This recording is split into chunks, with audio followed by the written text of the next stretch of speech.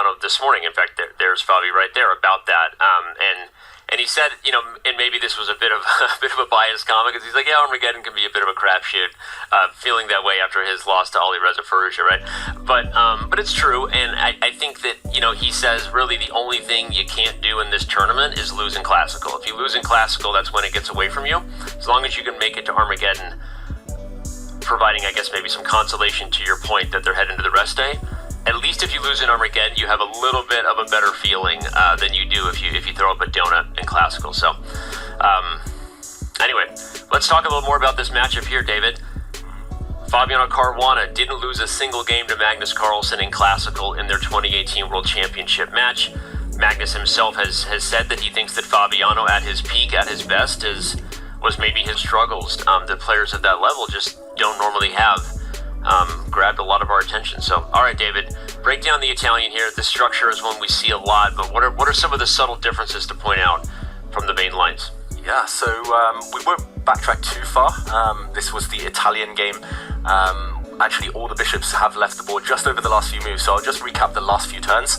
And it was here, and what is quite a well-known position. Often there are lots of slow maneuvering plans. White can just put a rook on e1, expand on the queen side with pawns, relocate the white knight over to the king side. All these tried and tested maneuvers for anyone at home familiar with the Italian game, which is maybe the most popular opening in chess at all levels. However, Fabiano wanted to maybe keep things a bit safer. He tried to trade off black's better bishop here, the sniper, as we sometimes call it, on a7, looking down at the king side. These bishops did trade, hence white's double pawns. Magnus said, okay, I see you, I'm going to try and copy you. He played bishop to e6, and this is how, if we catch up with the current game position, we reach this rather odd, rather inflexible pawn structure. And other than maybe some slight differences in piece placement, this is definitely the key factor right now. Having these double pawns makes it less tempting to push forward. Normally you would say seek space, but pushing the pawn forward to d4 leaves the isolated e4 pawn just eternally weak. Likewise, if black ever pushes forward, that's a lot of responsibility. The black pawn will be weak here. And it looks like white's slightly more active with the doubled rooks, slightly better placed queen, but maybe not enough to claim a significant advantage. I do like the doubled rooks on the f5, but I agree with you that this is such a tiny edge. I think in terms of the opening choice, it is one of the calmest they could have gone for. Such a diplomat, I would have said uninspired. It's very calm, it's very peaceful. I wonder if either of them are happier with that or unhappier with how this opening has gone. What do you think, David, in terms of their ambitions for this game, and who is happy here? Is any of them happy at all? What this kind of opening and early middle game tells me is that Magnus, he's in recovery mode from yesterday. It feels like he didn't want to kind of try to bounce back from that loss by going all in. He didn't want to kind of risk a second loss in a row, especially against someone so strong as Fabi. What it tells me from Fabiano is that he doesn't want to take too much risk, but he has a slightly more active position with the symmetrical pawn structure, so I totally understand that strategy. No direct attack, but happy to nibble away. Danny, maybe both players are happy in their own ways. Yeah, I think they are. I mean, Fabi knows these positions, can we say, better than anyone in the world? I mean, pretty close to it, right? I mean, he plays these Italians, and I was listening to you break it down. The subtle differences between when it's only knights versus when there's still a bishop. There's so many fun things about this structure that can change, and it sometimes changes how aggressive a player is going to be. Does Fabi move the queen and try to start expanding with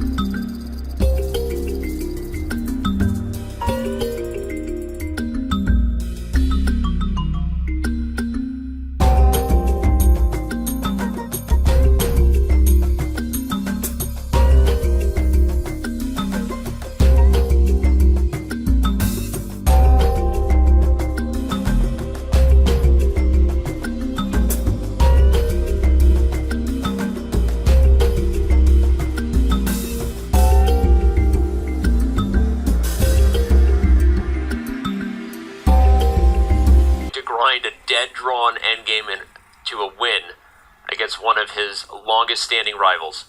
Oh, Fabi, just that instinct. It stopped him from making a losing mistake. Almost did it. 26 seconds, though, and it's such a difficult move to just ignore everything and run with the king.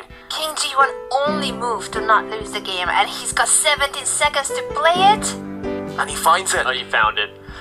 What is that instinct that stops a chess player from making a train wreck of a move? I don't know, but I don't have it.